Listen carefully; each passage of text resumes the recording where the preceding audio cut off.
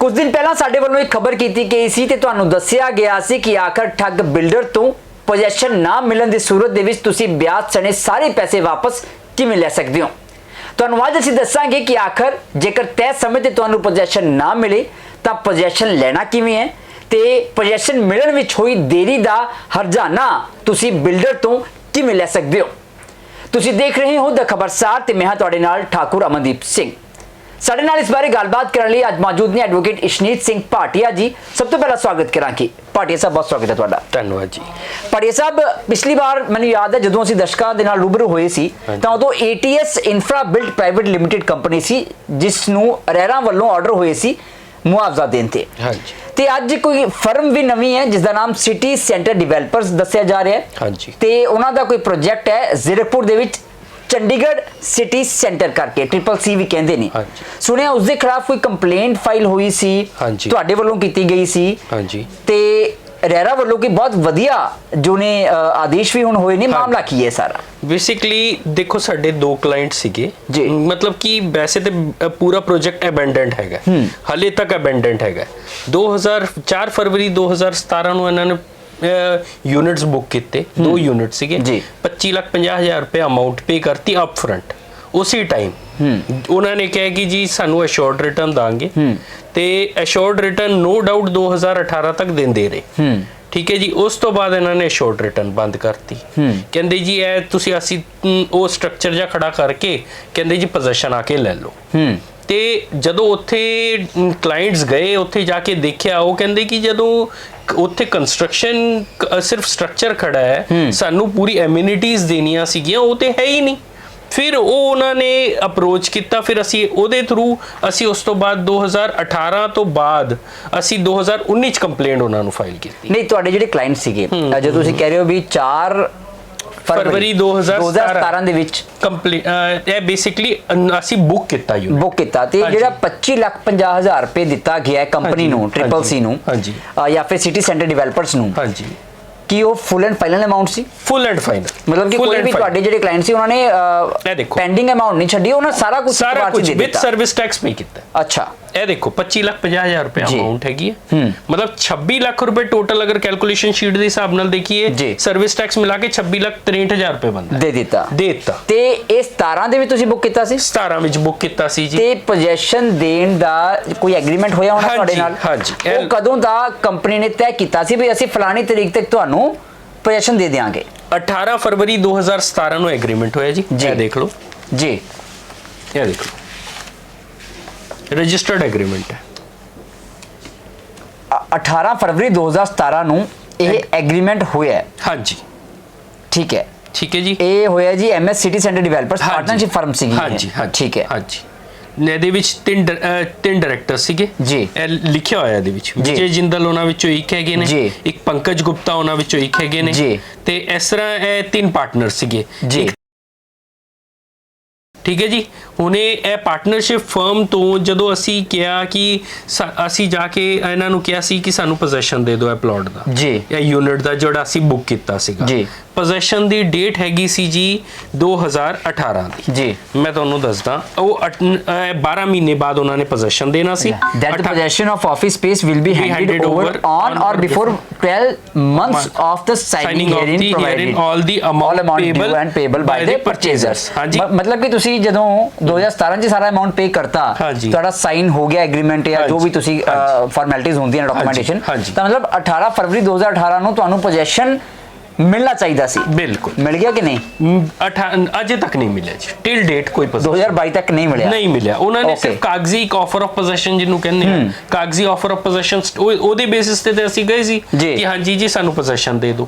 ਅੱਜ ਤੱਕ ਉੱਥੇ ਕੋਈ ਸਿਰਫ ਸਟਰਕਚਰ ਖੜਾ ਹੈ, ਅੰਦਰ ਐਮਿਨਿਟੀਜ਼ ਕੰਪਲੀਟ ਨਹੀਂ ਹੈਗੀਆਂ। ਉਹ ਵੀ ਮੈਂ ਅੱਗੇ ਤੋਂ ਪੂਰੀ ਡਿਟੇਲ ਦੱਸਾਂਗਾ ਕਿ ਕਿਸ ਤਰ੍ਹਾਂ ਉਹਨਾਂ ਦੀ ਐਮਿਨਿਟੀਜ਼ ਉਹ ਕਿਸ ਤਰ੍ਹਾਂ ਕੰਪਲੀਟ ਨਹੀਂ ਹੈਗੀ। ਹਾਂ, ਮੈਂ ਇਹੀ ਮੇਰਾ ਸਵਾਲ ਸੀ ਵੀ ਆਖਰ ਜਿਹੜਾ ਪੋਜੈਸ਼ਨ ਜਦੋਂ ਦੇਣਾ ਹੈ ਬਿਲਡਰ ਵੱਲੋਂ ਜਾਂ ਡਿਵੈਲਪਰ ਵੱਲੋਂ ਤਾਂ ਉਹਦੇ ਵਿੱਚ ਕੀ ਚੀਜ਼ਾਂ ਨੂੰ ਧਿਆਨ 'ਚ ਰੱਖਿਆ ਜਾਣਾ ਚਾਹੀਦਾ? ਕੋਈ ਇਹਦਾ ਕੋਈ ਮਿੰਟਸ ਵੀ ਹੁੰਦੇ ਨੇ ਵੀ ਕੀ ਪਾਰਟਿਕੂਲਰਸ ਨੇ ਵੀ ਇਹ ਹੋਣਾ ਬੜੇ ਜ਼ਰੂਰੀ ਨੇ? ਨਾਲੇ ਮੇਰੇ ਖਿਆਲ ਜੇ ਮੈਂ ਗਲਤ ਨਹੀਂ ਹੋਵਾਂ ਇਹ ਰੈਜ਼ੀਡੈਂਸ਼ੀਅਲ ਸਾਈਟ ਨਹੀਂ, ਇਹ commercial site CCC Chandigarh city centre commercial site ਹੈ। ਇਹ ਦੇਖ ਲਓ ਜੀ, ਇਹ ਉਹਨਾਂ ਦਾ ਬ੍ਰੋਸ਼ਰ ਹੈ ਜੀ। ਇਹ ਬ੍ਰੋਸ਼ਰ ਵਿੱਚ ਉਹਨਾਂ ਨੇ ਕਲੀਅਰਲੀ ਇਹ ਆਫਿਸ ਸਪੇਸਿਸ ਦਿੱਤੀਆਂ ਹੋਈਆਂ, ਠੀਕ ਹੈ। ਨਾਲੇ ਇਹਨਾਂ ਨੇ ਐਮਿਨਿਟੀਜ਼ ਇਹ ਬਿਜ਼ਨਸ ਐਡਵਾਂਟੇਜ ਇਹਨਾਂ ਨੇ ਦੱਸੇ ਨੇ ਜੀ। ਤੇ ਐਮਿਨਿਟੀਜ਼ ਵੀ ਸਾਨੂੰ ਸਵਿਮਿੰਗ ਪੂਲ ਤੇ ਬਾਕੀ ਇਹ ਸਟਰਕਚਰ ਇਸ ਤਰ੍ਹਾਂ ਦਾ ਸੀਗਾ, ਸਾਈਟ ਲੇਆਊਟ ਪਲਾਨ ਹੈ Okay। ਜੋ ਉਹਨਾਂ ਨੇ ਬ੍ਰੋਸ਼ਰ ਵਿੱਚ ਦਿਖਾਇਆ ਸਾਨੂੰ। ਠੀਕ ਹੈ ਜੀ। ਜਦ ਕਿ ਜਦੋਂ ਅਸੀਂ ਪੋਜੀਸ਼ਨ ਲੈਣ ਗਏ ਉਹਦੇ ਉਸ ਤੋਂ ਬਾਅਦ ਤੇ ਉਹ ਡਿਫਰੈਂਟ ਹੀ ਹੈ ਟੋਟਲੀ।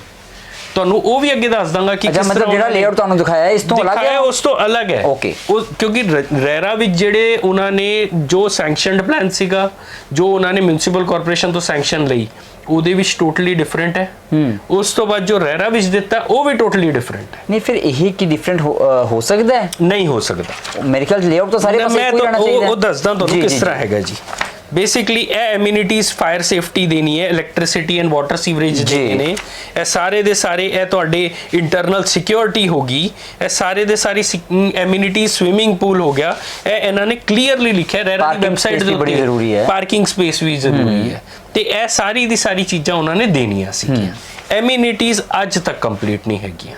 ਮੈਂ ਕਿਤੇ ਐਂ ਨਹੀਂ ਸੀ ਵੀ 25,50,000 ਦਾ ਸਿਰਫ ਸਪੇਸ ਹੀ ਸੀਗਾ ਜੀ, ਬਾਕੀ ਚੀਜ਼ਾਂ ਦੇ ਪੈਸੇ ਲੱਗ ਨੇ? ਨਹੀਂ ਨਹੀਂ, ਐਂ ਤਾਂ ਨਹੀਂ ਸੀ। ਨਹੀਂ, ਪੱਕੀ ਗੱਲ ਹੈ ਇਹ ਤੁਸੀਂ ਆਪਸ ਵਿੱਚ ਇਹ ਉਹਨਾਂ ਦੇ ਆਪ ਮੰਨੀ ਹੋਈ ਚੀਜ਼ਾਂ ਨੇ। ਇਹ ਜੀ। ਦੇਖੋ, ਇਹ ਸਪੈਸੀਫਿਕੇਸ਼ਨਸ ਲਿਖ ਲਓ, ਇਹ ਦੇਖੋ ਜੀ, ਇਹ ਦੇਖ ਲਓ 18 ਫਰਵਰੀ 2017 ਨੂੰ ਇਹ ਲੈਟਰ ਇਸ਼ੂ ਕੀਤਾ ਹੈ ਜੀ। Pre designed furniture, glass doors, UPVC windows, Oil, vitrified flooring, oil bond, 3 split ACs tempered, भी 3 split ACs, basic electric fitting switches, provision for fans, exhaust fans, wiring for DTS, telephone, intercom and internet, intercom facility, security, false ceiling, one microwave।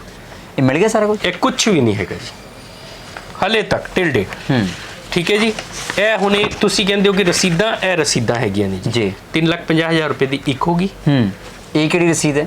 ਇਹ amount ਜਿਹੜੀ ਅਸੀਂ ਪੇ ਕੀਤੀਆਂ ਨੇ। Okay, ਤੁਸੀਂ 9 ਫਰਵਰੀ 2017 ਨੂੰ ਪਹਿਲਾਂ ਕੁਝ ਅਮਾਉਂਟ ਇਹ ਦਿੱਤੀ ਦੇਖੋ ਹੋਣੀ ਨਾ, ਹੈ। ਇਹ ਦੇਖੋ ਉਸ ਤੋਂ ਬਾਅਦ 20, ਅੱਛਾ 20 ਲੱਖ ਰੁਪਏ ਉਸ ਦਿਨ 15 ਫਰਵਰੀ 2017। 29 ਮਾਰਚ 2017 ਨੂੰ 1,05,750 ਰੁਪਏ ਹੋਰ ਵੀ ਹੈਗੀਆਂ ਨੇ ਰਸੀਦਾਂ। 1,50,750 ਰੁਪਏ। ਠੀਕ ਹੈ ਜੀ। ਉਸ ਤੋਂ ਬਾਅਦ ਇਹਨਾਂ ਨੇ 2018 ਦਾ ਪੋਜੀਸ਼ਨ ਦੇਣਾ ਸੀ ਜੀ। ਜੀ। 12 ਮਹੀਨੇ ਬਾਅਦ ਸਾਨੂੰ ਆਫਰ ਆਫ ਪੋਜੀਸ਼ਨ ਦੇ ਰਹੇ ਨੇ 15/7/2019 ਨੂੰ, ਮਤਲਬ ਕਿ ਤਕਰੀਬਨ ਸਵਾ ਸਾਲ ਬਾਅਦ। ਸਵਾ ਸਾਲ ਬਾਅਦ। ਉਹਦੇ ਵਿੱਚ ਵੀ ਕਲੀਅਰਲੀ ਦੇਖੋ, we are glad to inform you that the unit has been in pre-final stage, Very good। in which that means the final finishing work, that is final coat, paint and cleaning, furniture etc are not done। ਇਹਦਾ ਮਤਲਬ ਹੈ clearly ਕਹਿੰਦੇ ਨੇ ਕਿ ਇਹਦਾ ਕੋਈ community ਅਸੀਂ ਮਤਲਬ ਬਾਹਰ ਵਾਲਾ ਢਾਂਚਾ ਖੜਾ ਕੀਤਾ ਹੈ, ਅੰਦਰ ਵਾਲਾ ਫਰਨੀਚਰ ਹੋ ਗਿਆ, ਫਾਈਨਲ ਪੇਂਟ ਹੋ ਗਿਆ, ਕਲੀਨਿੰਗ ਹੋ ਗਿਆ, ਉਹ ਸਾਰਾ ਪੈਂਡਿੰਗ ਹੈ। ਪੋਜੀਸ਼ਨ ਲੈ ਲਓ, ਪੋਜੀਸ਼ਨ ਲੈ ਲਓ ਦਾ ਮਤਲਬ ਹੈ ਕਿ ਜਿਹੜੀ ਚੀਜ਼ਾਂ ਅਸੀਂ ਕੰਪਲੀਟ ਤੇ ਨਹੀਂ ਕਰੀ, 75 ਦਿਨ ਸਾਨੂੰ ਹੋਰ ਲੱਗਾਂਗੇ। ਠੀਕ ਹੈ ਜੀ। 75 ਦਿਨ ਹੋਰ ਲੱਗਾਂਗੇ। ਉਸ ਤੋਂ ਬਾਅਦ ਜੀ ਇਹਨਾਂ ਨੇ ਡਿਮਾਂਡ ਨੋਟਿਸ ਕਰਨੀ ਸ਼ੁਰੂ ਕਰਤੀ, ਜਦ ਕਿ ਹਾਂਜੀ ਜੀ ਤੁਹਾਡੀ ਇੰਸਟਾਲਮੈਂਟ ਡਿਊ ਹੈ, ਕੋਈ GST ਹੈਗਾ ਹੈ, ਕੋਈ ਮੇਨਟੇਨੈਂਸ ਚਾਰजेस, ਐਡਵਾਂਸ ਵਿੱਚ ਮੇਨਟੇਨੈਂਸ ਚਾਰजेस ਵੀ ਮੰਗਦੇ ਨੇ, ਜਿਹੜੀ ਮੇਨਟੇਨ ਚੀਜ਼ਾਂ ਦੀ ਕਾਮਨ ਏਰੀਆ ਮੇਨਟੇਨੈਂਸ ਚਾਰजेस ਤਾਂ ਜਦੋਂ ਬੰਦੇ ਨੇ ਪੋਜੀਸ਼ਨ ਲੈ ਲਿਆ ਮੇਰੇ ਖਿਆਲ ਉਸ ਤੋਂ ਬਾਅਦ ਸ਼ੁਰੂ ਹੁੰਦਾ। ਹਾਂ, ਉਹ ਵੀ ਮੈਂ ਤੁਹਾਨੂੰ ਦੱਸਾਂਗਾ। ਜਿਹੜੀ ਚੀਜ਼ ਹਲੇ ਲਈ ਨਹੀਂ ਉਹਦੀ ਮੇਨਟੇਨੈਂਸ ਤਾਂ ਕਿਵੇਂ ਦੇ ਦਈਏ? ਬਣੀ ਨਹੀਂ ਚੀਜ਼, ਬਹੁਤ ਕੁਝ ਹੈਗਾ ਹਲੇ ਚੀਜ਼ ਬਣੀ ਨਹੀਂ, ਉਸ ਦੀ ਮੇਨਟੇਨੈਂਸ ਦਾ ਖਰਚਾ ਪਹਿਲਾਂ ਹੀ ਮੰਗ ਰਹੇ ਨੇ CCC ਵਾਲੇ। ਮਤਲਬ ਇਹ ਲਿਖਿਆ ਹੋਇਆ ਇਹਦੇ ਵਿੱਚ ਮੇਨਟੇਨੈਂਸ ਚਾਰजेस ਮੰਗੇ ਹੋਏ ਨੇ। ਹੋਰ ਇੱਕ ਚੀਜ਼ ਇਹਨਾਂ ਨੇ ਰਿਪਲਾਈ, ਜਦੋਂ ਅਸੀਂ ਇਹ ਕੰਪਲੇਂਟ ਫਾਈਲ ਕਰਤੀ 2019 ਵਿੱਚ ਫਾਈਲ ਕੀਤੀ, ਜਦੋਂ ਤੁਹਾਨੂੰ ਪ੍ਰੀ ਫਾਈਨਲ ਸਟੇਜ ਉਸ ਤੋਂ ਬਾਅਦ ਅਸੀਂ ਕੰਪਲੇਂਟ ਫਾਈਲ ਕਰਤੀ। ਕੰਪਲੇਂਟ ਫਾਈਲ ਕੀਤੀ, ਉਹਨਾਂ ਦਾ ਰਿਪਲਾਈ ਆਇਆ। ਰਿਪਲਾਈ ਵਿੱਚ ਕਹਿੰਦੇ ਜੀ ਕਿ ਅਸੀਂ offer of possession with partial completion certificate ਦੇ ਦਿੱਤਾ ਜੀ। ਸਾਡੇ ਕੋਲ ਪਾਰਸ਼ੀਅਲ ਕੰਪਲੀਸ਼ਨ ਸਰਟੀਫਿਕੇਟ ਹੈਗਾ, ਟਿਲ ਡੇਟ ਹੈਗਾ। ਤੁਸੀਂ ਆਪ ਦੇਖ ਲਓ ਕਿ ਇਹ ਪਾਰਸ਼ੀਅਲ ਕੰਪਲੀਸ਼ਨ ਵਿੱਚ ਅਸੀਂ ਸਾਰੀ ਐਮਿਨਿਟੀਜ਼ ਜਿਹੜੀਆਂ ਹੈਗੀਆਂ ਨੇ ਅਸੀਂ ਉਹਨੂੰ ਕੰਪਲਾਈ ਕਰਦੇ ਹਾਂ। 2017 ਜਦੋਂ ਐਗਰੀਮੈਂਟ ਕੀਤਾ ਹੈ ਇਹਨਾਂ ਨੇ, ਜਾਂ 25,50,000 ਜੋ ਵੀ ਅਮਾਉਂਟ ਸੀ ਉਹ ਲਿਆ ਹੈ, ਕਿ ਉਹਦੇ ਐਗਰੀਮੈਂਟ 'ਚ ਲਿਖਿਆ ਗਿਆ ਸੀ ਅਸੀਂ ਤੁਹਾਨੂੰ ਪੋਜੀਸ਼ਨ ਜਿਹੜਾ ਹੈ ਪਾਰਸ਼ੀਅਲ ਕੰਪਲੀਸ਼ਨ ਸਰਟੀਫਿਕੇਟ ਤੇ ਦੇਵਾਂਗੇ? ਐਕਚੁਅਲ 'ਚ ਜਦੋਂ ਪੋਜੀਸ਼ਨ ਦਿੱਤਾ ਜਾਂਦਾ ਹੈ ਤਦੋਂ ਹਮੇਸ਼ਾ ਕੰਪਲੀਸ਼ਨ ਸਰਟੀਫਿਕੇਟ ਔਰ ਆਕਿਊਪੇਸ਼ਨ ਸਰਟੀਫਿਕੇਟ ਦੋਨੋਂ ਇਕੱਠੇ ਹੋਣੇ ਚਾਹੀਦੇ ਨੇ। ਮੈਂ ਤੁਹਾਡੀ ਗੱਲ ਨਾਲ ਐਗਰੀ ਹਾਂ, ਪਰ ਜਿਵੇਂ ਇਹ ਕਹਿ ਰਿਹਾ ਕਿ ਅਸੀਂ ਪਾਰਸ਼ੀਅਲ ਕੰਪਲੀਸ਼ਨ ਸਰਟੀਫਿਕੇਟ ਤੇ ਪੋਜੀਸ਼ਨ ਦੇ ਦਿੱਤਾ ਜਾਂ ਦੇਵਾਂਗੇ, ਉਹ ਕਿਤੇ ਮੈਂਸ਼ਨ ਸੀਗਾ ਪਹਿਲਾਂ? ਨਹੀਂ, ਉਹ ਵੀ ਮੈਂਸ਼ਨ ਨਹੀਂ ਸੀਗਾ। ਉਹ ਹੁਣੇ ਇਹ ਦੇਖੋ ਕਿ 13/6/2019 ਨੂੰ ਪਾਰਸ਼ੀਅਲ ਕੰਪਲੀਸ਼ਨ ਸਰਟੀਫਿਕੇਟ ਆਇਆ। ਠੀਕ ਹੈ ਜੀ। ਉਹਦੇ ਵਿੱਚ ਵੀ ਕੰਡੀਸ਼ਨ ਹੈਗੀ ਕਿ STP ਫਾਇਰ ਫਾਈਟਿੰਗ ਇਕਵਿਪਮੈਂਟਸ ਇਹਨਾਂ ਨੇ ਨਾਲ ਦੇਣੇ ਨੇ। ਇਹ ਮੈਂ ਤੁਹਾਨੂੰ ਆਰਡਰ ਵਿੱਚ ਵੀ ਪੜ੍ਹਾ ਦਾਂਗਾ ਕਿ ਇਹ ਐਮਿਨਿਟੀਜ਼ ਕੰਪਲੀਟ ਕਰਕੇ ਦੇਣੀਆਂ ਨੇ, ਬਿਲਕੁਲ। ਤਦੋਂ ਇਹਦੀ ਕੰਪਲਾਈਂਸ ਤਦੋਂ ਹੋਏਗੀ। ਜਦ ਔਰ ਇਹਦੇ ਵਿੱਚ ਕਲੀਅਰਲੀ ਲਿਖਿਆ ਹੈ। ਮੈਂ ਕੈਮਰਾ ਪਰਸਨ ਨੂੰ ਕਹਾਂਗਾ ਇੱਕ ਵਾਰ ਨਾ, MC ਜ਼ੀਰਕਪੁਰ ਦਾ ਹੈਗਾ ਹੈ। ਹਾਂਜੀ। ਤੇ ਉਹਦੇ ਸਾਫ਼ ਤੌਰ ਤੇ 5ਵਾਂ 6ਵਾਂ 7ਵਾਂ ਪੁਆਇੰਟ ਬੜਾ ਪੜਨ ਵਾਲਾ ਹੈ ਸਰਕਾਰ ਦੀਆਂ ਹਦਾਇਤਾਂ ਅਨੁਸਾਰ ਪਾਰਕਿੰਗ ਸੰਬੰਧੀ ਹਦਾਇਤਾਂ ਤੇ ਸਰਕਾਰ ਵੱਲੋਂ ਸਮੇਂ-ਸਮੇਂ ਸਿਰ ਜਾਰੀ ਹਦਾਇਤਾਂ ਅਨੁਸਾਰ ਨਿਯਮਾਂ ਦੀ ਪਾਲਣਾ ਕਰਨੀ ਆਪ ਜੀ ਦੀ ਜ਼ਿੰਮੇਵਾਰੀ ਹੋਵੇਗੀ, ਯਾਨੀ ਕਿ CCC ਦੀ। ਹਾਂਜੀ, ਇਹ ਦੇਖ ਲਓ ਨਾ, CCC ਨੂੰ ਰੈਫਰ ਕੀਤਾ ਸਿਟੀ ਸੈਂਟਰ ਡਿਵੈਲਪਰਸ ਜੋ ਮਾਲਕ ਨੇ CCC ਦੇ, ਚੰਡੀਗੜ੍ਹ ਸਿਟੀ ਸੈਂਟਰ ਦੇ, ਇਹ ਉਹਨਾਂ ਨੂੰ ਇਹ ਭੇਜੀ ਗਈ ਹੈ, ਰੈਫਰ ਕੀਤੀ ਗਈ ਹੈ। ਤੇ 6ਵਾਂ ਪੁਆਇੰਟ ਹੈ, ਕਮਰਸ਼ੀਅਲ ਪ੍ਰੋਜੈਕਟ ਨੂੰ ਹੈਂਡਓਵਰ ਕਰਨ ਤੋਂ ਪਹਿਲਾਂ ਪ੍ਰੋਜੈਕਟ ਸੰਬੰਧੀ ਮੇਨਟੇਨੈਂਸ ਅਤੇ ਲਿਫਟਾਂ, tubewell, STP, fire fighting system ਚਾਲੂ ਜਾਂ ਸਹੀ ਹਾਲਤ ਵਿੱਚ ਦੇਣਾ ਆਪ ਦੀ ਨਿੱਜੀ ਜ਼ਿੰਮੇਵਾਰੀ ਹੋਵੇਗੀ, ਯਾਨੀ ਕਿ ਚੰਡੀਗੜ੍ਹ ਸਿਟੀ ਸੈਂਟਰ ਦੀ ਤੇ ਉਹਨਾਂ ਦੇ ਜਿਹੜੇ ਫਰਮ ਹੈ ਸਿਟੀ ਸੈਂਟਰ ਡਿਵੈਲਪਰ ਦੀ ਜ਼ਿੰਮੇਵਾਰੀ ਹੋਵੇਗੀ। ਅਗਲਾ ਪੁਆਇੰਟ ਹੈ, ਸਰਕਾਰ ਦੀਆਂ ਹਦਾਇਤਾਂ ਅਨੁਸਾਰ ਕਮਰਸ਼ੀਅਲ ਪ੍ਰੋਜੈਕਟ ਨੂੰ ਕੰਪਲੀਟ ਕਰਨ ਉਪਰੰਤ ਪੂਰੇ ਕਮਰਸ਼ੀਅਲ ਪ੍ਰੋਜੈਕਟ ਦਾ ਕੰਪਲੀਸ਼ਨ ਸਰਟੀਫਿਕੇਟ ਸਰਕਾਰ ਦੀਆਂ ਹਦਾਇਤਾਂ ਅਨੁਸਾਰ ਉਸਾਰੀ ਪੂਰੀ ਕਰਨ ਉਪਰੰਤ ਲੈਣ ਦੇ ਪਾਬੰਦ ਹੋਵੋਗੇ। ਇਹਦਾ ਫਾਈਨਲ ਇਹਨਾਂ ਨੂੰ ਫਿਰ ਇਸ ਹਿਸਾਬ ਨਾਲ ਕਦੇ ਮਿਲਣਾ ਹੀ ਨਹੀਂ। ਅੱਛਾ, ਜਿਹੜੀਆਂ ਚੀਜ਼ਾਂ ਲਿਖੀਆਂ ਹੋਈਆਂ ਨੇ, ਟਿਊਬਵੈਲ ਹੋ ਗਿਆ, STP ਹੋ ਗਿਆ, ਲਿਫਟਾਂ ਹੋ ਗਈਆਂ, ਪਾਰਕਿੰਗ ਸਪੇਸ ਹੋ ਗਈ, ਉਹ ਸਾਰਾ ਓਕੇ ਹੋ ਗਿਆ ਹੁਣ ਕਿ ਨਹੀਂ ਹੋਇਆ? 2022 ਚ ਸੀ ਨਹੀਂ। ਅੱਜ ਦੇਖੋ ਹੁਣੇ ਇਹ 2080 ਜਦੋਂ ਦਰੈਰਾ ਵਿੱਚ ਕੰਪਲੇਂਟ ਫਾਈਲ ਕਰਤੀ, ਉਹਨਾਂ ਨੇ 2019 ਚ ਫਾਈਲ ਕੀਤੀ ਹੈ, ਕੀਤੀ 2000 ਉਹਨਾਂ ਨੇ ਰਿਪਲਾਈ ਵੀ ਦੇ ਦਿੱਤਾ ਜੀ। ਜਦੋਂ ਆਪੋਜ਼ਿਟ ਪਾਰਟੀ ਨੇ ਰਿਪਲਾਈ ਦਿੱਤਾ ਤੇ ਜੱਜ ਸਾਹਿਬ ਨੂੰ ਲੱਗਿਆ ਕਿ ਇਹਦੇ ਵਿੱਚ ਕਿਉਂਕਿ ਡਿਸਕ੍ਰਿਪੈਂਸੀ ਹੈਗੀ ਹੈ, ਤਾਂ ਉਹਨਾਂ ਨੇ ਲੋਕਲ ਕਮਿਸ਼ਨਰ ਅਪਾਇੰਟ ਕੀਤਾ ਕਿ ਜਾ ਕੇ ਕੋਰਟ ਦੇ ਥਰੂ ਵੈਰੀਫਿਕੇਸ਼ਨ ਹੋ ਜਾਏ ਕਿ ਉਹ ਪ੍ਰੋਜੈਕਟ ਦਾ ਸਟੇਟਸ ਕੀ ਹੈ, ਮਤਲਬ ਫਿਜ਼ੀਕਲ ਵੈਰੀਫਿਕੇਸ਼ਨ। ਠੀਕ ਹੈ ਜੀ, ਲੋਕਲ ਕਮਿਸ਼ਨਰ ਦੀ ਰਿਪੋਰਟ ਹੈ ਇਹ। ਲੋਕਲ ਕਮਿਸ਼ਨਰ ਦੀ ਰਿਪੋਰਟ ਉਹਦੇ ਚ ਆਰਡਰ ਵਿੱਚ ਵੀ ਨਾਲ ਅਟੈਚਡ ਹੈਗੀ ਹੈ। ਉਹਦੇ ਵਿੱਚ ਕਲੀਅਰਲੀ ਲਿਖਿਆ ਹੈ, ਦੇਖੋ ਜੀ, the undersigned under the inspection have noticed the following anomalies in the said unit which were brought under the notice of the honorable tribunal. The entire building in which the unit exists is under construction. ਇਹ clearly ਲਿਖਿਆ ਜੀ, ਇਹ ਦੇਖ ਲਓ। फिर उस तो बाद the fire management equipment is not in order as the pipelines are installed but there is no sprinkler hose pipe CO2 extinguisher installed in the premises। अच्छा, ये है ही नहीं जी। ਫਿਰ ਉਸ ਤੋਂ ਬਾਅਦ ਵਾਸ਼ਰੂਮ ਅਸੀਂ ਉੱਤੇ ਚਲੇ ਗਏ, ਉਹ ਨਾਲ ਜਦੋਂ ਗਿਆ ਇਨਸਪੈਕਸ਼ਨ ਵਾਸਤੇ ਤੇ ਤਦੋਂ ਉੱਥੇ ਪਤਾ ਲੱਗਿਆ ਤਾਂ washroom on the 4th floor had the required equipment installed, however was extremely filthy and did not even met the minimum sanitation standards necessary for human use। ਇਸੇ ਲਈ ਜਿਹੜਾ ਵਾਸ਼ਰੂਮ ਹੈ ਨਾ ਮਗੀ ਉਹ ਐਕਸਟ੍ਰੀਮਲੀ ਫਿਲਦੀ, ਮਤਲਬ ਬਹੁਤ ਜ਼ਿਆਦਾ ਗੰਦੀ ਹਾਲਤ ਵਿੱਚ ਸੀਗਾ। ਤੇ ਇਹੀ ਚੀਜ਼ ਮੈਂ ਤੁਹਾਨੂੰ ਇੱਕ ਯਾਦ ਕਰਾਉਣਾ ਚਾਹਾਂਗਾ, ਜਿਹੜਾ ਨਿਊਯਾਰਕ ਟਾਈਮਸ ਦੇ ਵਿੱਚ ਇੱਕ ਦਿੱਲੀ ਸਰਕਾਰ ਦਾ ਆਰਟੀਕਲ ਲੱਗਿਆ ਹੈ ਐਜੂਕੇਸ਼ਨ ਸਿਸਟਮ ਦਾ, ਕਿਸੇ ਪਾਸਵਾਨ ਕਰਕੇ ਬੱਚੇ ਦੀ ਉਹਨਾਂ ਨੇ ਸਟੋਰੀ ਛਾਪੀ ਹੈ। ਉਹਦੇ ਵਿੱਚ ਪਹਿਲੀ 3 ਲਾਈਨਾਂ 'ਚ ਇਹੀ ਗੱਲ ਲਿਖੀ ਹੈ ਕਿ ਦਿੱਲੀ ਦੇ ਬਾਥਰੂਮ ਬੜੇ ਗੰਦੇ ਹੁੰਦੇ ਸੀ ਪਹਿਲਾਂ, ਤੇ ਮੇਰੇ ਖਿਆਲ ਉਹ ਸੇਮ ਵਰਡਿੰਗ ਐਕਸਟ੍ਰੀਮਲੀ ਫਿਲਦੀ ਉਹ ਉੱਥੇ ਵੀ ਸੀ ਤੇ ਇੱਥੇ CCC ਯਾਨੀ ਕਿ ਚੰਡੀਗੜ੍ਹ ਸਿਟੀ ਸੈਂਟਰ ਦਾ 4th ਫਲੋਰ ਦਾ ਜਿਹੜਾ ਉਹਨਾਂ ਨੇ ਦੇਖਿਆ ਖੁਦ ਫਿਜ਼ੀਕਲ ਇਨਸਪੈਕਸ਼ਨ ਦੇ ਵੇਲੇ, ਉਹਨਾਂ ਨੇ ਉਹ ਮਾਨਯੋਗ ਟ੍ਰਿਬਿਊਨਲ ਦੇ ਵਿੱਚ ਦੱਸਿਆ ਹੈ ਕਿ ਇੰਨੀ ਮਾੜੀ ਹਾਲਤ ਵਿੱਚ ਸੀ। ਹੋਰ ਇੱਕ ਚੀਜ਼, ਜਦੋਂ ਉੱਤੇ ਜਿਹੜੇ ਫਲੋਰ ਤੇ ਸਾਡਾ ਯੂਨਿਟ ਸੀਗਾ, ਜਦੋਂ ਉੱਥੇ ਗਏ, ਇੱਥੇ ਦੇਖੋ ਜੀ, the entire corridor was incomplete in all aspects। फिर उस तो बाद the ceiling was yet to be finalized and completed and was lacking the finesse of a ready building। ठीक है जी। फिर उस तो बाद उन्होंने होर एक ऑब्जर्वेशन दी थी, the undersigned also observed that some of the electric wires lying open, ਉਹਦੇ ਨਾਲ ਵਾਟਰ ਸਪ੍ਰਿੰਕਲਰਸ ਦੇ ਨਾਲ ਲਾਈਂਗ ਓਪਨ ਹੈ। ਇਹਦਾ ਮਤਲਬ ਤੇ ਕੱਲ ਨੂੰ ਬੰਦਾ ਅਗਰ ਕਰੰਟ ਉਹਦੇ ਵਿੱਚ ਆ ਜਾਂਦਾ ਹੈ ਵਾਇਰ 'ਚ ਤੇ ਬੰਦਾ ਤੇ ਪਾਣੀ ਨਾਲ ਬਿਲਕੁਲ ਜਾਨ ਨੂੰ ਵੀ ਖਤਰਾ ਹੋ ਸਕਦਾ ਹੈ। ਹਾਂਜੀ, ਉਸ ਤੋਂ ਬਾਅਦ ਅੰਦਰ ਯੂਨਿਟ ਵਿੱਚ ਗਏ ਜੀ। The unit of the applicant, however, has a false ceiling with the water sprinkler installed. Status quo, its facilities are not intimate to the undersigned upon questioning. The unit also the 7 working stations and 1 conference room and 1 room, 2 sofas of the unit are to be installed। अच्छा, ਇਹ ਵੀ ਨਹੀਂ ਕੀਤਾ, ਇਹ ਵੀ ਨਹੀਂ ਕੀਤਾ। ਤੇ ਹੋਇਆ ਸੀ ਕੁਝ ਢਾਂਚੇ ਤੋਂ ਇਲਾਵਾ ਕੁਝ ਕੀਤਾ ਵੀ ਸੀ? ਫਿਰ ਉਹਦੇ ਵਿੱਚ ਵੀ ਇਹ ਦੇਖੋ ਨਾ ਜੀ, provided that within 75 days of the acceptance of the possession ਅਸੀਂ ਐਕਸੈਪਟ ਕਰ ਲਈ। ਹਾਂ, ਉਸ ਤੋਂ 75 ਦਿਨ ਬਾਅਦ ਕਰਾਂਗੇ। ਹਾਂਜੀ, ਇਹ ਕਿਉਂ ਕਰਾਂਗੇ? ਨਹੀਂ, ਕਮਰਸ਼ੀਅਲ ਯੂਨਿਟ ਦੇ ਵਿੱਚ ਜਾਂ ਕਮਰਸ਼ੀਅਲ ਜਿਹੜੀ ਬਿਲਡਿੰਗ ਹੈ ਉਹਦੇ ਵਿੱਚ ਇਹ ਚੀਜ਼ਾਂ ਹੋ ਸਕਦੀ ਹੈ, ਪੋਸੀਬਲ ਹੈ। ਤੁਸੀਂ ਪੋਜੈਸ਼ਨ ਲੈ ਲਓ ਤੇ 75 ਦਿਨਾਂ ਬਾਅਦ ਅਸੀਂ ਦੇਖ ਲਾਂਗੇ, ਪੂਰਾ ਕਰ ਦਾਂਗੇ। ਇਹਦਾ ਮਤਲਬ ਇਹ ਹੈ ਕਿ ਤੁਸੀਂ ਤੇ ਪੋਜੈਸ਼ਨ ਲੈ ਲਓ ਤੇ ਅਸੀਂ ਜਿਹੜੇ ਪੈਸੇ ਲੈਣੇ ਵਾਲੇ ਇਹਨਾਂ ਨੇ ਕਿਹਾ ਸੀ ਤੁਸੀਂ ਸਾਨੂੰ ਪੈਸੇ ਅੱਧੇ ਕੇ ਦਿਓ ਜੀ, ਬਾਕੀ ਤੁਸੀਂ ਪੋਜੈਸ਼ਨ ਲੈ ਲਓ 75 ਦਿਨ ਬਾਅਦ। ਪੈਸੇ ਦੇ ਉਹ ਕਹਿੰਦੇ ਨੇ ਸਾਨੂੰ ਅਪਫਰੰਟ ਦੇ ਦਿਓ ਸਾਰੇ ਦੇ ਸਾਰੇ ਉਸੇ ਟਾਈਮ। ਪੋਜੈਸ਼ਨ ਤੁਸੀਂ ਲੈ ਲਓ, ਬਾਕੀ ਚੀਜ਼ਾਂ ਜਿਹੜੀਆਂ ਹੋਣ ਵਾਲੀਆਂ ਨੇ ਉਹ ਸਾਰੀਆਂ 75 ਦਿਨ ਬਾਅਦ ਕਰ ਦਾਂਗੇ ਜਾਂ 75 ਦਿਨ ਚ ਕਰ ਦਾਂਗੇ। ਪੈਸੇ ਲੈਣ ਵੇਲੇ ਨਹੀਂ ਬਿਲਡਰ ਇਦਾਂ ਕਹਿੰਦੇ ਤੁਸੀਂ ਅੱਜ ਅੱਧੇ ਪੈਸੇ ਦਿਓ, ਪੋਜੈਸ਼ਨ ਦਿਓ, 75 ਦਿਨ ਬਾਅਦ ਸਾਨੂੰ ਪੈਸੇ ਦੇ ਦਿਓ। ਇਹ ਫੋਟੋ ਕਲਿੱਕ ਕੀਤੀ ਉਹਨਾਂ ਨੇ ਇਹ ਸਾਰੀਆਂ ਫੋਟੋਜ਼ ਦੀ ਇਹ ਕਾਪੀਜ਼ ਇਨਸਪੈਕਸ਼ਨ ਜਿਹੜੀ ਟੀਮ ਕਰਨ ਗਈ ਸੀ ਉਹਨਾਂ ਨੇ ਖੁਦ ਕੀਤੀ ਹੈ। ਹਾਂਜੀ ਓਕੇ ਇਹ ਦੇਖ ਲਓ ਇਹ ਸਾਰੇ ਡਾਕੂਮੈਂਟਸ ਉਹਨਾਂ ਨੇ ਹੀ ਲਗਾਏ ਹੋਏ ਨੇ। ਇਹ ਦੇਖ ਲਓ ਇਹ ਤਾਰਾਂ ਖੁੱਲੀਆਂ ਪਈਆਂ, ਤਾਰਾਂ ਖੁੱਲੀਆਂ ਪਈਆਂ ਨੇ। ਇਹ ਦੇਖ ਲਓ ਇਹ ਸੀਸੀਸੀ ਦੇ ਹਾਲ ਹੈ। ਹਾਂਜੀ ਇਹ ਉਸ ਤੋਂ ਬਾਅਦ ਇਹ ਜਦੋਂ ਹੋ ਗਿਆ ਉਹਨਾਂ ਨੇ ਇਹ ਸਾਰਾ ਕੁਝ ਦੇਖ ਲਿਆ ਜੀ। ਤੇ ਉਸ ਤੋਂ ਬਾਅਦ ਜੱਜ ਸਾਹਿਬਾਨ ਨੂੰ ਲੱਗਿਆ ਕਿ ਇਹ ਤੇ ਬਿਲਕੁਲ ਵਾਕਈ ਬਹੁਤ ਮਾੜੀ ਹਾਲਤ ਹੈਗੀ ਹੈ ਤੇ ਸਾਨੂੰ ਐਪਰੋਪਰੀਏਟ ਆਰਡਰ ਪਾਸ ਕਰਨਾ ਚਾਹੀਦਾ ਹੈ। ਠੀਕ ਹੈ ਜੀ। ਤੇ ਇਹ ਜੋ ਉਹਨਾਂ ਨੇ ਕਿਹਾ ਕਿ ਜੀ ਅਸੀਂ 5 ਰੁਪਏ ਪਰ ਸਕੁਆਇਰ ਫੀਟ ਦੇ ਹਿਸਾਬ ਨਾਲ ਅਸੀਂ ਕੰਪਨਸੇਸ਼ਨ ਉਹੀ ਸੇਮ ਜਿਵੇਂ ਏਟੀਐਸ ਇਨਫਰਾਬਿਲਟ ਵਾਲਿਆਂ ਨੇ ਕਿਹਾ ਸੀ। ਹਾਂਜੀ ਹਾਂਜੀ ਤੇ ਉਹ ਜੱਜ ਸਾਹਿਬ ਨੇ ਬਿਲਕੁਲ ਮਨਾ ਕਰਤਾ। ਉਹ ਕਹਿੰਦੇ ਕਿ ਜੀ ਪਹਿਲੇ ਸਭ ਤੋਂ ਪਹਿਲਾਂ ਤੇ ਸਾਨੂੰ ਐਮਿਨਿਟੀਜ਼ ਕੰਪਲੀਟ ਦੱਸੋ ਤੇ ਉਹਨਾਂ ਨੇ ਰਿਪੋਰਟ ਦਾ ਰੈਫਰੈਂਸ ਲੈ ਕੇ ਜਿਹੜੀ ਮੈਂ ਰਿਪੋਰਟ ਪਹਿਲੇ ਦੱਸੀ ਹੈ ਉਹਨਾਂ ਨੇ ਉਹਦਾ ਵੀ ਰੈਫਰੈਂਸ ਇਹਦੇ ਵਿੱਚ ਪਾਤਾ ਕਿ ਇਹ ਪਹਿਲੇ ਐਮਿਨਿਟੀਜ਼ ਕੰਪਲੀਟ ਕਰੋ ਤੇ ਉਸ ਤੋਂ ਬਾਅਦ ਤੁਸੀਂ ਪੋਜੀਸ਼ਨ ਵੈਲਿਡ ਮੰਨਿਆ ਜਾਏਗਾ। ਉਸ ਤੋਂ ਬਾਅਦ ਉਹਨਾਂ ਨੇ ਕਲੀਅਰਲੀ ਲਿਖਤਾ ਇੱਥੇ ਹੈਗਾ ਜੀ fulfillment of the conditions ਜਿਹੜੇ ਆਪਾਂ municipal corporation ਦੀ ਉਹ ਸੀਗੀ that it would be the sole responsibility to keep the maintenance lift tube-well STP firefighting system in working condition before handing over of the commercial project। ਬਿਲਕੁਲ ਠੀਕ ਹੈ ਜੀ। ਇਹ compliance ਉਹਨਾਂ ਨੇ ਕਰਨੀ ਸੀਗੀ। ਫਿਰ ਉਸ ਤੋਂ ਬਾਅਦ ਉਹਨਾਂ ਨੇ ਕਲੀਅਰਲੀ ਲਿਖਤਾ ਕਿ the respondent also direct to issue fresh offer of possession और वो भी after compliance of the condition number 6 of partial completion certificate.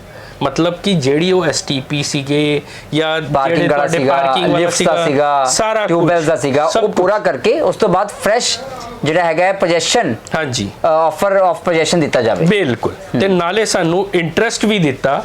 Interest ਕਿਸ ਤਰ੍ਹਾਂ ਕੈਲਕੂਲੇਟ ਹੁੰਦਾ ਹੈ SBI highest marginal landing rate ਹੁੰਦਾ ਹੈ ਜੀ ਉਹਦਾ +2% मतलब 9.3% ਦੇ ਹਿਸਾਬ ਨਾਲ ਵਿਆਜ ਕੈਲਕੂਲੇਟ ਤੇ ਮਤਲਬ 2018 ਚ ਤੁਹਾਨੂੰ ਪੋਜੀਸ਼ਨ ਮਿਲਣਾ ਸੀ ਤੇ ਭਾਟੀ ਸਾਹਿਬ ਤੇ ਹੁਣ ਕਿੰਨਾ ਤੇ ਹੁਣ ਫਰੈਸ਼ ਆਰਡਰ ਕੀ ਹੋਏ ਨੇ ਤੇ ਉਸ ਤੋਂ ਬਾਅਦ ਇਹਨਾਂ ਨੇ ਜਦੋਂ ਉਹਨਾਂ ਨੇ ਆਰਡਰ ਦਿੱਤਾ ਇਸ ਤੋਂ ਬਾਅਦ ਇਹਨਾਂ ਨੇ ਫਿਰ ਅਪੀਲ ਪਾਈ ਕੁਝ ਦੱਸਿਆ ਦਲੀਲ ਕੁਝ ਨਹੀਂ ਕੋਈ ਅਪੀਲ ਨਹੀਂ ਪਾਈ। ਅਸੀਂ ਇਸ ਆਰਡਰ ਨੂੰ ਐਗਜ਼ੀਕਿਊਟ ਕਰਾਉਣ ਵਾਸਤੇ ਫਿਰ ਵਾਪਸ ਰੈਰਾ ਦੇ ਕੋਲ ਗਏ ਕਿ ਐਗਜ਼ੀਕਿਊਟ ਕਿਉਂ ਨਹੀਂ ਹੋਇਆ ਉਹ ਜੇ ਆਰਡਰ ਹੋ ਗਿਆ ਫਿਰ ਐਗਜ਼ੀਕਿਊਟ ਕਿਉਂ ਨਹੀਂ ਹੋਇਆ। ਐਗਜ਼ੀਕਿਊਟ ਜਦੋਂ ਬਿਲਡਰ ਪੇਮੈਂਟ ਦੇ ਕੇ ਰਾਜ਼ੀ ਨਹੀਂ ਹੈਗਾ ਤੇ ਸਾਨੂੰ ਤੇ ਫੋਰਸਫੁਲੀ ਐਗਜ਼ੀਕਿਊਸ਼ਨ ਵਾਸਤੇ ਜਾਣਾ ਪਏਗਾ। ਜੇ ਤੁਸੀਂ ਦੁਬਾਰਾ ਅਸੀਂ ਟ੍ਰਿਬਿਊਨਲ ਫਿਰ ਵਾਪਸ ਗਏ।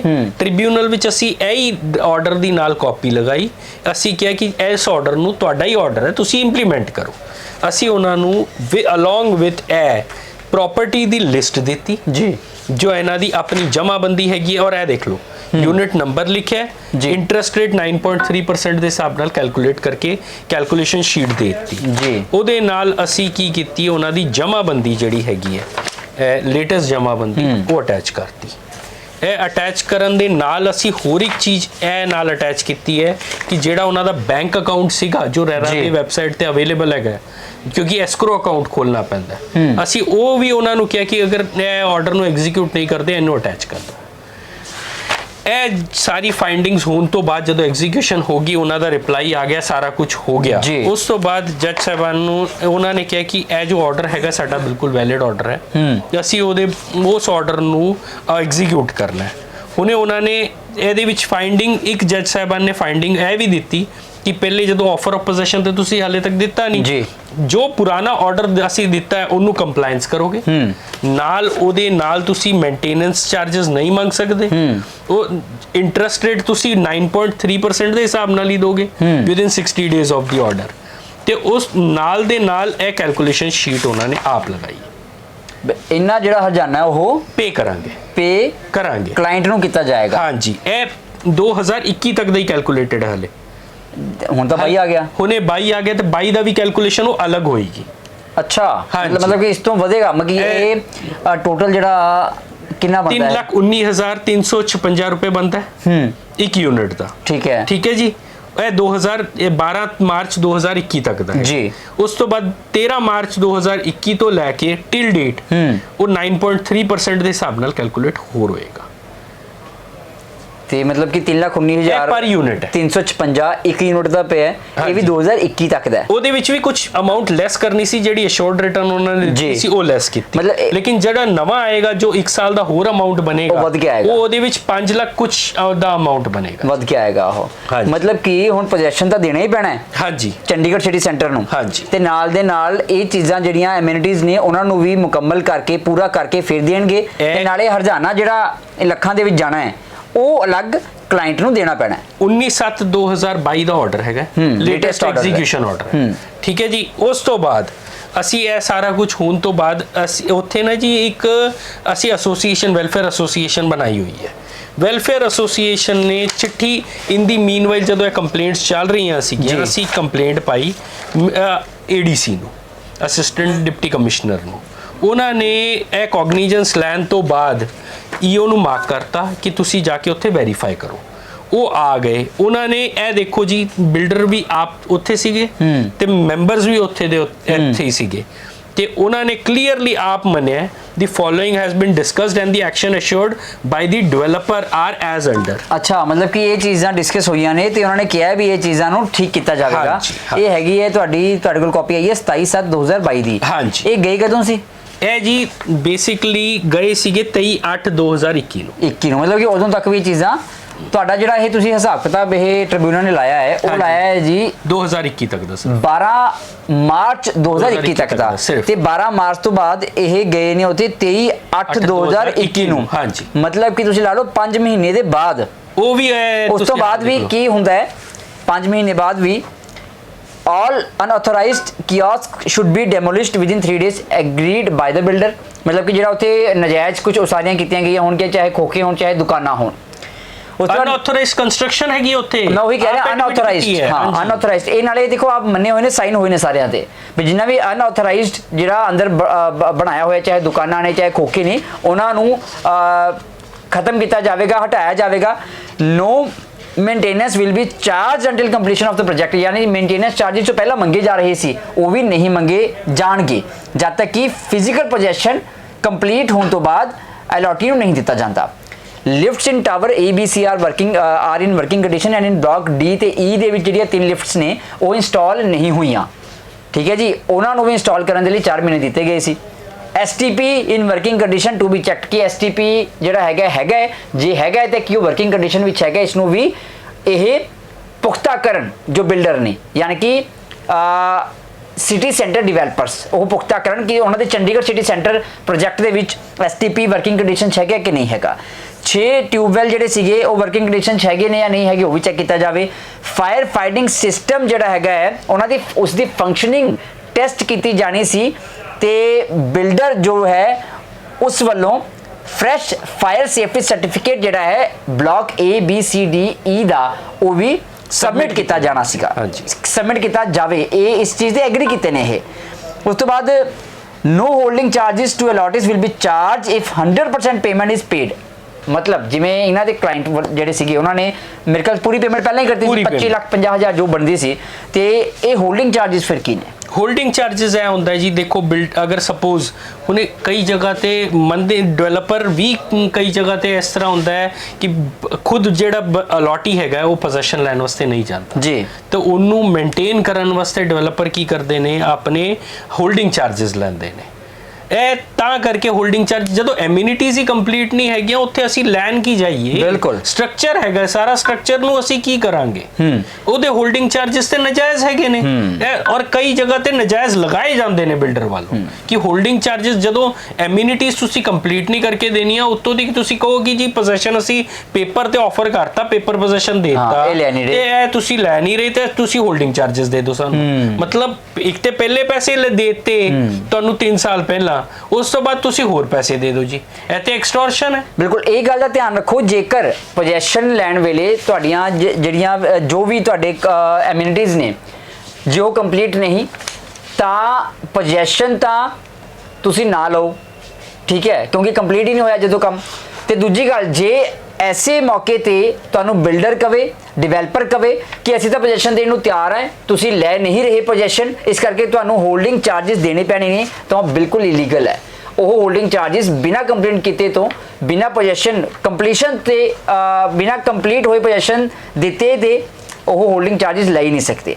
ਤੇ ਲਾਸਟ ਵੀ ਸੀਗਾ ਪ੍ਰੋਵੀਜ਼ਨਸ ਆਫ ਐਮਿਨਿਟੀਜ਼, ਜਿਵੇਂ swimming pool, rooftop, jogging track, air amphitheatre, conference hall, intercom ਤੇ ਸੀਸੀਟੀਵੀ ਕੈਮਰਾਜ਼, ਜੋ ਕੁਝ ਵੀ ਮੈਂਸ਼ਨ ਕੀਤਾ ਗਿਆ ਹੈ ਉਹ ਕੰਪਲੀਟ ਕੀਤਾ ਜਾਵੇਗਾ ਬਿਲਡਰ ਵੱਲੋਂ, ਜੋ ਕਿ ਰੈਰਾ ਵੱਲੋਂ ਆਪਣੀ ਵੈਬਸਾਈਟ ਤੇ ਵੀ ਸਾਰਾ ਕੁਝ ਮੈਂਸ਼ਨ ਕੀਤਾ ਗਿਆ ਹੈ। ਉਹ ਚੀਜ਼ਾਂ ਉਹ ਬਿਲਡਰ ਵੱਲੋਂ ਕੰਪਲੀਟ ਕੀਤੀਆਂ ਜਾਣਗੀਆਂ, ਜੋ ਕਿ ਇਟਸੈਲਫ ਇਹ ਪ੍ਰੂਵ ਕਰਦਾ ਹੈ ਕਿ ਬਿਲਡਰ ਨੇ ਉਹ ਕੰਪਲੀਟ ਕੀਤਾ ਹੀ ਨਹੀਂ। ਤੇ ਐਮਿਨਿਟੀਜ਼ ਹੁੰਦੀਆਂ ਕੀ ਨੇ ਜੋ ਰੈਰਾ ਦੀ ਵੈਬਸਾਈਟ ਤੇ ਵੀ ਨੇ, ਉਹ ਵੀ ਇੱਕ ਵਾਰ ਸੁਣ ਲਓ। ਇਹਦੇ ਵਿੱਚ ਕਲੀਅਰਲੀ ਉਹਨਾਂ ਨੇ ਫਾਇਰ ਫਾਈਟਿੰਗ ਜਿਹੜੀ ਹੈਗੀ ਇਕਵਿਪਮੈਂਟਸ, ਡਰਿੰਕਿੰਗ ਵਾਟਰ ਦੀ, rain water harvesting, gym, swimming pool ਤੇ ਸਟਰੀਟ ਲਾਈਟਸ ਜੀ, ਇਹ ਪ੍ਰੋਗਰੈਸ ਰਿਪੋਰਟ ਹੈ ਜਿਹੜੀ ਹਰ ਕੁਆਟਰਲੀ ਸਬਮਿਟ ਹੁੰਦੀ ਹੈ। ਅੱਜ ਤੱਕ ਦਾ ਰਿਕਾਰਡ ਇਹ ਹੈਗਾ ਜੀ 60% ਫਾਇਰ ਫਾਈਟਿੰਗ ਦੇ ਵਿੱਚ ਕਿੰਨਾ ਕੰਪਲੀਟ ਫਾਇਰ ਫਾਈਟਿੰਗ ਜਿਹੜਾ ਸਿਸਟਮ ਹੈਗਾ ਉਹ ਇੰਸਟਾਲ ਹੁੰਦਾ ਹੈ ਜੀ। ਫਾਇਰ ਅਲਾਰਮ ਵੀ ਹੁੰਦੇ ਆ, ਪੀਏ ਸਿਸਟਮ ਹੋ ਗਿਆ, ਸੀਸੀਟੀਵੀ ਹੋ ਗਿਆ, ਇਹ 60% ਕੰਪਲੀਟ ਹੈ ਅੱਜ ਵੀ ਓਕੇ ਠੀਕ ਹੈ ਜੀ। ਉਸ ਤੋਂ ਬਾਅਦ ਰੇਨ ਵਾਟਰ ਹਾਰਵੈਸਟਿੰਗ 100% ਕੰਪਲੀਟ ਹੈ। Gym 25%, common gym available in all premises, all premises मतलब blocks ਦੇ ਹਿਸਾਬ ਨਾਲ। swimming pool ਸਿਰਫ to be provided on provided as terrace swimming pool 10% complete ਹੈਗਾ ਜੀ ਸਿਰਫ ਅੱਜ ਤੱਕ। ਸਟਰੀਟ ਲਾਈਟਸ, ਚੁੱਲੂ ਪਰ ਪਾਣੀ ਹੋਣਾ ਕੀ ਹੁੰਦਾ ਨਾ ਜਦੋਂ ਕਿਸੇ ਬੰਦੇ ਨੇ ਮਰਨਾ ਹੋਵੇ, ਉਹ ਤੇ ਉਹੀ ਗੱਲ ਹੈਗੀ ਹੈ। ਸਟਰੀਟ ਲਾਈਟਿੰਗ ਹੁਣੇ ਦੇਖੋ, ਤੇ ਸਟਰੀਟ ਲਾਈਟ ਤੇ ਇੰਪੋਰਟੈਂਟ ਹੈਗਾ ਨਾ ਬਿਲਕੁਲ। ਹੁਣੇ ਅਗਰ ਇੰਨਾ ਵੱਡਾ ਪ੍ਰੋਜੈਕਟ ਹੋਏ 30% ਸਟਰੀਟ ਲਾਈਟ ਦੇ ਅੱਜ ਤੱਕ ਕੰਮ ਕੀ ਬਿਨਾ ਸਟਰੀਟ ਲਾਈਟਸ ਤੋਂ ਇਦਾਂ ਹੀ ਕਹਾਂਗੇ ਹਨੇਰੇ 'ਚ ਗਿਆ ਪ੍ਰੋਜੈਕਟ। ਬਿਲਕੁਲ ਜੀ, ਇਹ ਬਿਨਾ ਸਟਰੀਟ ਲਾਈਟਸ ਤੋਂ ਹਨੇਰੇ 'ਚ ਗਿਆ ਚੰਡੀਗੜ੍ਹ ਸਿਟੀ ਸੈਂਟਰ। ਇਹ ਹੋਰ ਇੱਕ ਚੀਜ਼ ਮੈਂ ਤੁਹਾਨੂੰ ਜ਼ੀਰਕਪੁਰ ਦਾ ਚੰਡੀਗੜ੍ਹ ਸਿਟੀ ਸੈਂਟਰ, ਹੋਰ ਇੱਕ ਚੀਜ਼ ਦੀ ਤੁਹਾਨੂੰ ਧਾਂਦਲੀ ਦੱਸਦਾ ਜੀ। ਇਹ ਪੁਰਾਣਾ ਲੇਆਊਟ ਪਲਾਨ ਜੀ। ਲੇਆਊਟ ਪਲਾਨ ਤੁਸੀਂ ਆਪ ਦੇਖ ਲਓ, ਇੱਥੇ ਵਿਚਕਾਰ ਕੰਸਟਰਕਸ਼ਨ ਹੈਗੀ ਜੀ ਨਹੀਂ ਹੈਗੀ, ਇੱਕ ਸਾਰਾ ਓਪਨ ਹੈ ਬਿਲਕੁਲ ਠੀਕ ਹੈ ਜੀ। ਤੇ ਬਲਾਕ ਦੇ ਹਿਸਾਬ ਨਾਲ ਫਲੋਰ ਵਾਈਜ਼ ਡਿਟੇਲ ਪਾਰਕਿੰਗ ਦੀ ਹੈਗੀ ਜੀ। ਹੁਣੇ ਤੁਸੀਂ ਇੱਥੇ ਆ ਜਾਓ, ਇਹ ਨਵਾਂ ਲੇਆਊਟ ਪਲਾਨ ਹੈਗਾ। ਅੱਛਾ, ਇੱਥੇ ਕੰਸਟਰਕਸ਼ਨ ਕਰ, ਇਹ ਕੰਸਟਰਕਸ਼ਨ ਕਿਉਂ ਕੀਤੀ? ਇਹ ਬਿਨਾ ਉਹ ਮਿਊਨਿਸਪਲ ਕਾਰਪੋਰੇਸ਼ਨ ਤੋਂ ਪਰਮਿਸ਼ਨ ਲੈ ਲਈ। ਤੇ ਐਮਸੀ ਕਿਉਂ ਐਕਸ਼ਨ ਨਹੀਂ ਲੈਂਦਾ ਇਹਨਾਂ ਤੇ? ਐਮਸੀ ਦੀ ਕੀ ਮਜਬੂਰੀ ਹੈ? ਐਮਸੀ ਦੀ ਹੁਣੇ ਮਜਬੂਰੀ ਕੀ ਹੈ ਔਰ ਐਮਸੀ ਜਾਣਦਾ ਹੈ। ਸਾਡੇ ਜਦੋਂ ਸਟੇਟਸ ਰਿਪੋਰਟ ਆਈ ਸੀ ਤਦੋਂ ਵੀ ਜੱਜ ਸਾਹਿਬਾਂ ਨੇ ਕਿਹਾ ਸੀ ਕਿ ਤੁਸੀਂ ਆ ਕੇ ਸਾਡੇ ਸਟੇਟਸ ਰਿਪੋਰਟ ਸਾਨੂੰ ਸਬਮਿਟ। ਇਹਨਾਂ ਨੇ ਲੇਆਊਟ ਦੇ ਜਿਹੜਾ ਚੇਂਜ ਕੀਤਾ ਹੈ, ਜੋ ਵੀ ਕੀਤਾ ਹੈ, ਇਹਨਾਂ ਨੇ ਨਕਸ਼ਾ ਪਾਸ ਕਰਵਾਇਆ ਸੀ ਫਿਰ ਦੁਬਾਰਾ। ਇਹ ਹੁਣੇ ਇਹਦੇ ਬਾਰੇ ਚ ਕੋਈ ਨੌਲੇਜ ਨਹੀਂ ਹੈਗੀ, ਲੇਕਿਨ ਇੱਕ ਚੀਜ਼ ਜ਼ਰੂਰ ਹੈਗੀ ਹੈ ਕਿ ਡਿਸਕ੍ਰਿਪੈਂਸੀ ਵੈਬਸਾਈਟ ਦੇਖੋ ਤੁਸੀਂ ਕਿ ਜਿਹੜੇ ਤੁਹਾਡੀ ਰੈਰਾ ਦੀ ਵੈਬਸਾਈਟ ਹੈ ਜੀ ਤੇ ਨਾਲੇ ਜਿਹੜੀ ਇਹਨਾਂ ਦਾ ਲੇਆਊਟ ਪਲਾਨ ਹੈ ਜੀ, ਇਹਦੇ ਵਿੱਚ ਤੁਸੀਂ ਆਪ ਦੇਖੋ ਟੋਟਲ ਪਾਰਕਿੰਗ ਏਰੀਆ ਹੈਗਾ 1894 ਜੀ ਟੋਟਲ ਦਾ ਜੀ, ਜੋ ਇਹਨਾਂ ਦੇ ਆਪਣੇ ਲੇਆਊਟਸ ਦੱਸਦਾ ਪਿਆ, ਜੋ ਲੇਆਊਟ ਵਿੱਚ ਦੱਸਦਾ ਪਿਆ ਕਿ ਅਸੀਂ ਇੰਨੇ ਦੀ ਪਾਰਕਿੰਗ ਚੰਡੀਗੜ੍ਹ ਸਿਟੀ ਸੈਂਟਰ ਦੇ ਲੇਆਊਟ ਤੇ ਹੈਗਾ 1894। ਹੁਣੇ ਤੁਸੀਂ ਦੇਖੋ ਠੀਕ ਹੈ, ਇਹ ਰੈਰਾ ਦੀ ਵੈਬਸਾਈਟ ਵਿੱਚੋਂ ਕੱਢਿਆ ਹੋਇਆ ਡਾਕੂਮੈਂਟ ਹੈ। ਬੇਸਮੈਂਟ ਵਿੱਚ ਕਹਿੰਦੇ ਜੀ 700 ਔਰ ਓਪਨ ਵਿੱਚ ਕਹਿੰਦੇ 400। ਇਹ ਤਾਂ 1100 ਹੋਈਆਂ ਫਿਰ 1100 ਹੋਈਆਂ ਤੇ ਇਹ 1884 ਬਾਕੀ ਦੀ ਮਤਲਬ ਇਹ ਰੈਰਾ ਦੀ ਵੈਬਸਾਈਟ ਤੇ ਜੋ ਚੰਡੀਗੜ੍ਹ ਸਿਟੀ ਸੈਂਟਰ ਦਾ ਪਾਰਕਿੰਗ ਦਾ ਡਾਟਾ ਹੈ ਉਹ ਇਹ ਹੈ ਅੱਜ ਦੀ ਡੇਟ 'ਚ। ਹਾਂਜੀ, ਇਹ ਨਹੀਂ, ਇਹ ਉਹਨਾਂ ਨੇ ਰੈਰਾ ਨੂੰ ਦਿੱਤਾ ਹੈ ਕਿ ਪਲਾਨ ਵਿੱਚ ਸਾਡੇ ਆਈ ਹੈਗਾ। ਫਿਰ ਲੇਆਊਟਸ ਕਿਵੇਂ ਦਿਖਾਈ ਜਾਂਦੇ ਨੇ? ਤੇ ਫਿਰ 1800 ਇਹ ਤੇ ਉਹੀ ਤੇ ਗੱਲ ਹੈ ਨਾ ਮਿਊਨਿਸਪਲ ਕਾਰਪੋਰੇਸ਼ਨ ਨੇ ਦੇਖਿਆ ਨਾ ਕਦੀ ਰੈਰਾ ਨੇ। ਰੈਰਾ ਨੂੰ ਕੁਝ ਹੋਰ ਕਹਿੰਦੇ ਨੇ, ਲੇਆਊਟ ਕੁਝ ਹੋਰ ਕਹਿ ਰਹੇ ਨੇ ਤੇ ਐਮਸੀ ਨੂੰ ਪਤਾ ਹੀ ਨਹੀਂ। ਮਿਊਨਿਸਪਲ ਕਾਰਪੋਰੇਸ਼ਨ ਇਹੋ ਸਾਹਿਬ ਕੀ ਕਰ ਰਹੇ ਨੇ ਜ਼ੀਰਕਪੁਰ ਦੇ ਪਰ? ਉਹੀ ਤੇ ਗੱਲ ਹੈ। 700 ਤੁਸੀਂ ਇਹ ਦੇਖ ਲਓ ਨਾ 1894 ਦੀ ਲੇਆਊਟ ਪਲਾਨ ਦਾ ਹੈਗਾ। ਇਹ ਸੈਂਕਸ਼ਨਡ ਪਲਾਨ ਉਹਨਾਂ ਨੇ ਆਪ ਦਿੱਤਾ ਹੈ, ਇਹ ਉਹਨਾਂ ਦੀ ਆਪ ਕੱਢੀ ਹੋਈ ਡਾਕੂਮੈਂਟ ਹੈ। ਵੈਸੇ ਗੱਲ ਇਦਾਂ ਹੈ ਕਿ ਝੋਲ ਤਾਂ ਬਹੁਤ ਜ਼ਿਆਦਾ ਹੈ ਜੇ ਦੇਖਿਆ ਜਾਵੇ, ਪਰ ਠੀਕ ਹੈ ਬਈ ਟਿਕਾਣੇ ਦੀ ਗੱਲ ਫੜੀ ਗਈ ਹੈ ਤੇ ਰੈਰਾ ਜਿਹੜਾ ਹੈਗਾ ਉਹ ਇਸ ਚੀਜ਼ ਨੂੰ ਲੈ ਕੇ ਬਹੁਤ ਜ਼ਿਆਦਾ ਸਖਤ ਹੈ, ਜੋ ਚੰਗੀ ਗੱਲ ਹੈ ਕਿਉਂਕਿ ਜਿਹੜਾ ਐਂਡ ਯੂਜ਼ਰ ਹੈ ਜਿਸਨੇ ਪਰਚੇਜ਼ ਕਰਨਾ ਹੈ ਜਾਂ ਅਲੋਟੀ ਹੈ ਉਸ ਦਾ ਪੈਸਾ ਵੀ ਜਾਂਦਾ ਹੈ, ਸਮਾਂ ਵੀ ਜ਼ਾਇਆ ਹੁੰਦਾ ਹੈ, ਜੋ ਮੈਂਟਲੀ ਹਰਾਸਮੈਂਟ ਹੁੰਦੀ ਹੈ ਉਹ ਅਲੱਗ ਹੁੰਦੀ ਹੈ, ਜਾਂ ਫਿਰ ਜੋ ਬਿਲਡਰ ਵੱਲੋਂ ਡਿਵੈਲਪਰ ਵੱਲੋਂ ਜੋ ਹਰਾਸਮੈਂਟ ਕੀਤੀ ਜਾਂਦੀ ਹੈ ਮੈਂਟਲੀ ਉਹ ਬਹੁਤ ਜ਼ਿਆਦਾ ਹੁੰਦੀ ਹੈ ਨਾ, ਉਹ ਉਸ ਦਾ ਕੋਈ ਮੋਲ ਨਹੀਂ ਹੁੰਦਾ। ਪਰ ਚੰਗੀ ਗੱਲ ਇਹ ਹੈ ਕਿ ਹੁਣ ਪੋਜੈਸ਼ਨ ਤਾਂ ਦੇਣਾ ਪੈਣਾ ਹੈ, ਨਾਲੇ ਬਸ਼ਰਤੇ ਜੋ ਕੰਡੀਸ਼ਨਸ ਨੇ जो आप मन्ने नहीं करके देवांगे या इलीगल कंस्ट्रक्शन अंदर हुई है, दुकाना ने खोखे ने जो नहीं हटा के देवांगे, चाहे वे स्विमिंग पूल है, पार्किंग है, लिफ्ट्स ने, फायर फाइटिंग सिस्टम है, सारा कुछ ठीक करके देंगे। पर हुण पोजेशन भी मिलेगा ते ਪੋਜੈਸ਼ਨ ਵਿੱਚ ਹੋਈ ਦੇਰੀ ਦਾ ਹਰਜਾਨਾ ਵੀ ਇਹਨਾਂ ਨੂੰ ਦੇਣਾ ਪਏਗਾ, ਉਹ ਵੀ ਵਿਆਜ ਸਣੇ। ਮੈਂ ਠੀਕ ਹੈ ਕਿ ਗਲਤ? ਬਿਲਕੁਲ ਬਿਲकुल 9.3% ਆਪ ਆਰਡਰ ਹੋਇਆ ਹੋਇਆ ਹੈ ਜੀ। ਇੰਟਰਸਟ ਜਿੰਨਾ ਅਮਾਉਂਟ ਤੁਸੀਂ ਪੇ ਕੀਤਾ ਹੈ, ਜਦੋਂ ਤੋਂ ਤੁਸੀਂ ਪੇ ਕੀਤਾ ਹੈ, ਜਿਸ ਡੇਟ ਤੋਂ ਪੇ ਕੀਤਾ ਹੈ, ਉਸ ਦੇ ਅਕੋਰਡਿੰਗ ਇੰਟਰਸਟ ਰੇਟ ਕੈਲਕੂਲੇਟ ਹੋ ਕੇ ਟਿਲ ਡੇਟ ਤੱਕ ਦਾ ਇੰਟਰਸਟ ਮਿਲੇਗਾ। ਮਤਲਬ ਜੇ ਕਿਸੇ ਹੋਰ ਨੇ ਵੀ ਚੰਡੀਗੜ੍ਹ ਸਿਟੀ ਸੈਂਟਰ ਵਿੱਚ ਐਸਾ ਕੋਈ ਪੈਸਾ ਫਸਿਆ, ਪੋਜੈਸ਼ਨ ਨਹੀਂ ਮਿਲਿਆ ਹੈ, ਹਾਂਜੀ। ਤਾਂ ਉਹ ਦੁਖੀ ਨਾ ਹੋਵੇ, ਉਸਦਾ ਪੈਸਾ ਮਰਦਾ ਨਹੀਂ, ਪੋਜੈਸ਼ਨ ਵੀ ਮਿਲੇਗਾ ਤੇ ਤੁਹਾਨੂੰ ਵਿਆਜ ਸਣੇ ਤੁਹਾਨੂੰ ਤੁਹਾਡਾ ਹਰਜਾਨਾ ਵੀ ਦਿੱਤਾ ਜਾਵੇਗਾ ਬਿਲਡਰ ਵੱਲੋਂ। ਬਿਲਕੁਲ ਮਾਮਲਾ ਇਹ ਸੀਗਾ ਸਿਟੀ ਸੈਂਟਰ ਡਿਵੈਲਪਰ ਫਰਮ ਦੀ ਚੰਡੀਗੜ੍ਹ ਸਿਟੀ ਸੈਂਟਰ ਪ੍ਰੋਜੈਕਟ ਦਾ, ਜੋ ਕਿ ਜ਼ੀਰਕਪੁਰ ਦੇ ਵਿੱਚ ਹੈ। ਤੇ ਹੁਣ ਇਹਨਾਂ ਨੂੰ ਰੇਰਾ ਵੱਲੋਂ ਆਦੇਸ਼ ਹੋਏ ਨੇ ਵੀ ਤੁਸੀਂ ਇਸ ਅਲੋਟੀ ਨੂੰ, ਜਿਨ੍ਹਾਂ ਨੇ ਕੇਸ ਪਾਇਆ ਸੀ, ਉਹਨਾਂ ਨੂੰ ਹਰਜਾਨਾ ਦਿਓ, ਹਰਜਾਨਾ ਦਿੱਤਾ ਜਾਵੇ ਉਸ ਅਲੋਟੀ ਨੂੰ, ਜੋ ਲੱਖਾਂ ਦੇ ਵਿੱਚ ਬਣਦਾ ਹੈ। ਤੇ ਅੱਗੇ ਜੇ ਕਿਸੇ ਹੋਰ ਦੇ ਨਾਲ ਵੀ ਐਸੀ ਪਰੇਸ਼ਾਨੀ ਹੋ ਰਹੀ ਹੈ ਤਾਂ ਉਹ ਸੰਪਰਕ ਕਰ ਸਕਦਾ ਹੈ, ਤਾਂ ਜੋ ਉਹਨਾਂ ਨੂੰ ਵੀ ਉਹਨਾਂ ਦਾ ਬਣਦਾ ਹੱਕ ਰੇਰਾ ਵੱਲੋਂ ਦਿੱਤਾ ਜਾ ਸਕੇ। ਪੜੇ ਸਾਹਿਬ ਨਾਲ ਗੱਲਬਾਤ ਕਰਨ ਲਈ ਬਹੁਤ ਬਹੁਤ ਧੰਨਵਾਦ। ਥੈਂਕ ਯੂ ਜੀ। ਕੈਮਰਾ ਪਰਸਨ ਮਨੋਜ ਦੇ ਨਾਲ ਠਾਕੁਰ ਅਮਨਦੀਪ ਸਿੰਘ, ਦੇ ਖਬਰਸਾਰ, ਚੰਡੀਗੜ੍ਹ।